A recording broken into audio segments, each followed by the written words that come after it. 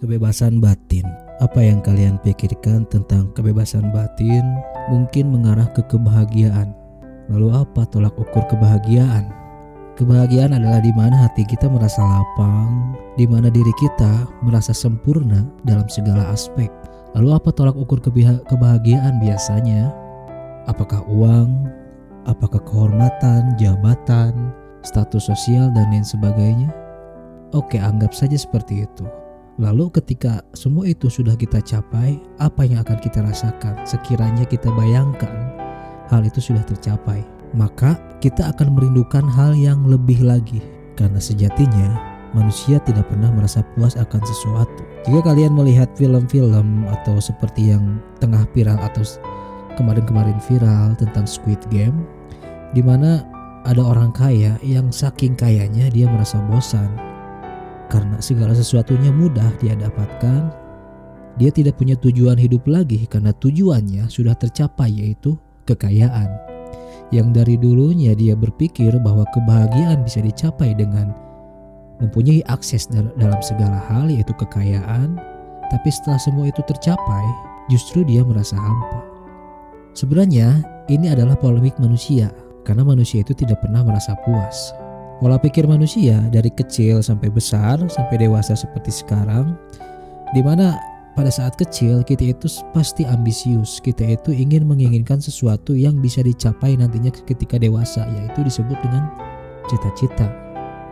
Lalu ketika cita-cita itu tercapai, misalnya ada anak ingin bercita-cita menjadi dokter atau menjadi presiden, menjadi insinyur, semuanya sudah tercapai, semuanya sudah diwujudkan dalam kehidupan nyata pada saat dewasa.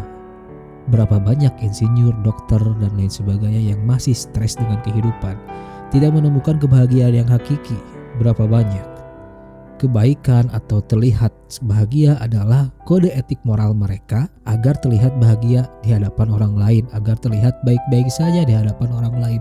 Tapi apakah yang dirasakan dalam hatinya, dalam batinnya benar-benar sudah menemukan ketenangan batin? Ini patut dipertanyakan, karena hidup itu tidak seindah kata-kata motivator. Ketika motivator itu berbicara tentang kehidupan, berbicara tentang kiat-kiat sukses, kita berambisi karena kita berpikir kebahagiaan kita ada di sana, menjadi tujuan kita, yaitu kesuksesan dari segi materi, dari segi kedudukan, dan lain sebagainya. Tapi berapa banyak orang yang sudah menempuh proses itu lalu berhasil mencapainya, merasakan kehampaan, hidup monoton, dan menginginkan kehidupan seperti orang lain justru. Padahal orang lain menginginkan kehidupan seperti dirinya.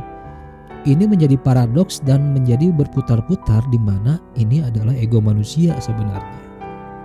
Maka apa itu kebahagiaan batin? Apa itu kebebasan batin?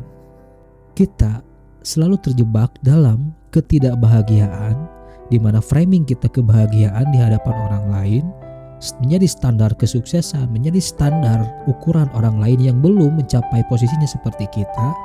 Padahal kita sendiri tidak merasakan apa itu bahagia karena kita terlalu sibuk dengan polemik dunia. Kita terlalu sibuk dengan keadaan-keadaan yang sekarang ini terjadi, di mana di kota-kota besar terjadi polemik antara konflik ini, konflik itu, lalu masuk ke alam bawah sadar kita.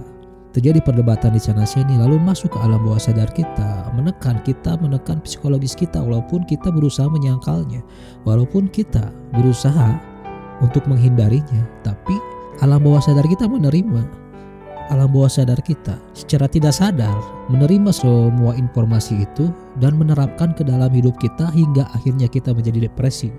Dari situ langkah kita menjadi tidak karuan. Kita tidak bisa lagi mengontrol hidup, kita tidak bisa lagi mengontrol kebahagiaan, mengontrol materi. Kita jadi kalang kabut. Contoh yang paling pasti adalah orang terkaya di dunia, paling jenius di dunia, Elon Musk, yang sampai berpikir ingin hidup di Mars. Bagaimana mungkin orang sepintar dia, sejenius dia, berpikir out of the box seperti itu? Apakah di sana ada kebahagiaan? Karena secara saintifik, Mars itu tidak bisa ditinggali. Mars itu tidak bisa atau tidak ada oksigennya seperti di bumi. Di sana manusia harus menggunakan pakaian khusus agar bisa hidup. Tapi kenapa Elon Musk berpikir seperti itu? Elon Musk berpikir seperti itu karena kebahagiaannya sudah mentok menurut dia. Dia ingin mencoba sesuatu hal yang baru yang belum pernah dilakukan. Karena dia berada di posisi puncak dan segala sesuatunya sudah dia lakukan di bumi ini, maka dia ingin melakukan atau berinovasi, ingin melakukan, merasakan kehidupan yang lain, ingin menantang dirinya sendiri karena dia belum benar-benar menemukan kebahagiaan. Dia merasakan hampa mungkin, dia merasakan sesuatu yang janggal dalam dirinya. Karena kebahagiaan sejati itu di mana kita menerima diri kita dan menerima sistem segala sesuatunya, lalu di situ kita bersyukur. Matahari tidak pernah menginginkan sinarnya kembali, padahal matahari adalah sumber penting untuk kehidupan yang menghasilkan oksigen di kita. Tapi matahari tidak pernah menginginkan kembali energi yang telah diberikannya. Seorang ibu tidak pernah mengharapkan imbalan kembali atas jasa-jasanya telah membesarkan anak-anaknya. Yang ibu inginkan, kebahagiaan seorang ibu adalah ingin melihat anak-anaknya bahagia. Itu saja cukup.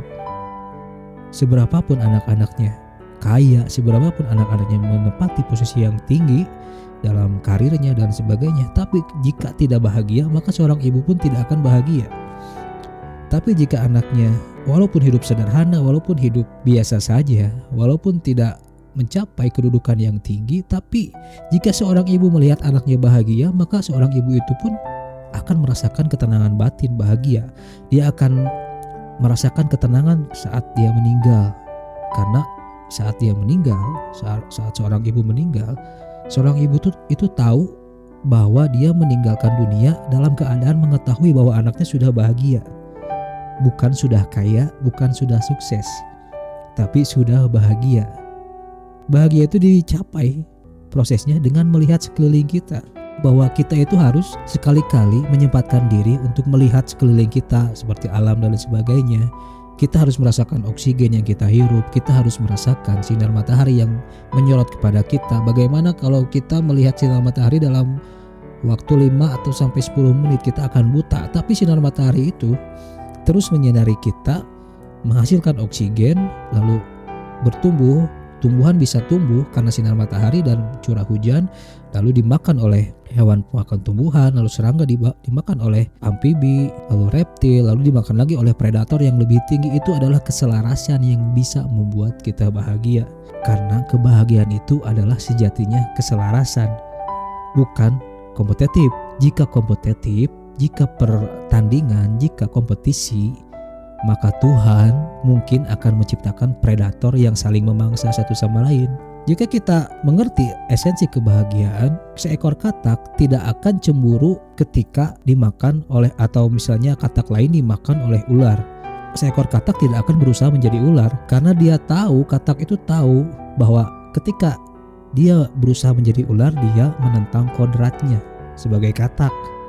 Seekor ular tidak mungkin atau tidak pernah berpikir untuk menjadi seekor elang, karena ular itu tahu kodratnya, sudah kodratnya menjadi mangsa elang. Tahu kodrat adalah kebahagiaan. Begitu juga manusia. Karena kita tidak bahagia itu karena kita terlalu ambisi terhadap sesuatu, terlalu takut akan hari esok yang sebenarnya melampaui kodrat kita. Kita terlalu mengkhawatirkan hari esok, lalu terlalu menyesali masa lalu. Sehingga kita lupa kita ada di sini sekarang. Karena waktu saat ini, waktu kali ini kita habiskan untuk memikirkan masa depan, mengkhawatirkan masa depan, dan merenungi masa lalu. Bukan diambil pelajarannya, tapi untuk dipikirkan lalu kita depresi. Itulah yang membuat kita tidak bahagia. Maka sejatinya kebahagiaan itu adalah keselarasan. Keselarasan dengan alam, keselarasan dengan sekeliling kita, seimbangkan segala sesuatunya. Baik kita hidup di kota, maka sekali-kali kita harus pergi ke alam untuk memahami konsep kehidupan. Dan pada akhirnya kita akan mengerti kenapa kita ada. Pada akhirnya kenapa kita akan mengerti kita harus bersyukur. Pertanyaan kenapa, tanda tanya kenapa itu penting. Artinya kita tidak perlu khawatir terhadap sesuatu berlebihan. Waspada mungkin harus, tapi khawatir itu akan mempengaruhi psikologi kita. Kita juga tidak perlu menyesali segala sesuatu hal pahit di masa lalu yang sebenarnya sudah terjadi dan tidak bisa dirubah. Hal yang harus kita lakukan adalah menata sebaik mungkin ke depannya, tapi bersiap untuk kemungkinan yang terburuk. Maka ketika terjadi yang buruk, kita sudah siap. Seperti itu. Terima kasih sudah menyaksikan. Sampai jumpa di video selanjutnya. Assalamualaikum.